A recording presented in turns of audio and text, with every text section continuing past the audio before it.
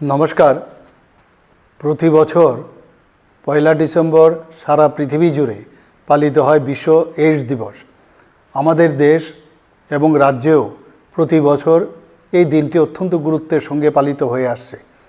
রাজ্যের সংশ্লিষ্ট কয়েকটি সরকারি দপ্তর, বেসরকারি প্রতিষ্ঠান এবং নানা পেশায় নাগরিকদের মননশীল অংশগ্রহণে এই দিবসটি পালিত হয়। এই বছর দিবসটি উদযাপনের মূল বিষয় হল overcoming disruption, transforming the AIDS response. রাজ্য সরকার এইডস সংক্রমণ প্রতিরোধে এবং এর বিরুদ্ধে জনসচেতনতা সৃষ্টির দায়বদ্ধতার সাথে কাজ করছে। সম্প্রতি কেন্দ্রীয় স্বাস্থ্য মন্ত্রকের তরফে আমাদের রাজ্যকে এইচআইভি এইডস আক্রান্ত রোগীদের পরিষেবা প্রদানে সাফল্যের স্বীকৃতিতে পুরস্কার করা হয়েছে। আমরা সর্বতোভাবে আমাদের রাজ্যের এইচআইভি আক্রান্ত রোগীদের পরিষেবা প্রদানে অঙ্গীকারবদ্ধ। এই রোগ যে করে হোক নির্মূল করতে হবে। এইচআইভি জীবাণু এবং পাশাপাশি এইডস রোগ সম্পর্কে রাজ্যের জনগণকে সচেতন করাই এই দিবস পালন করার মূল লক্ষ্য। এইচআইভি সংক্রমণ রোধ করা বা এইডস রোগ প্রতিরোধ করার মূল অস্ত্রই হলো সচেতনতা।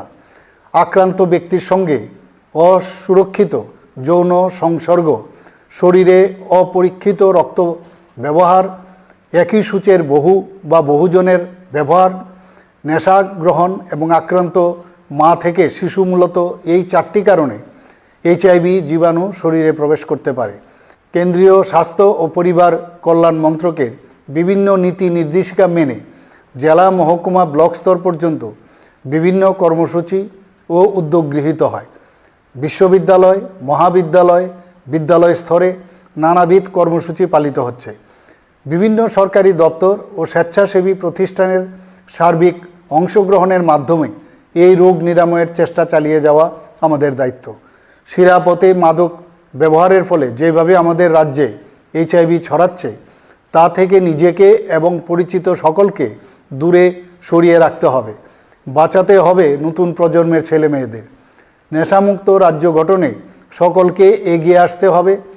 যিনি বা যারা শরীরে এই রোগ নিয়ে বেঁচে আছেন, তাদের প্রত্যেকের পাশে থেকে সমাজকে গঠনমূলক বার্তা দেওয়াই হবে দিবসটি পালন করার অন্যতম প্রধান লক্ষ্য।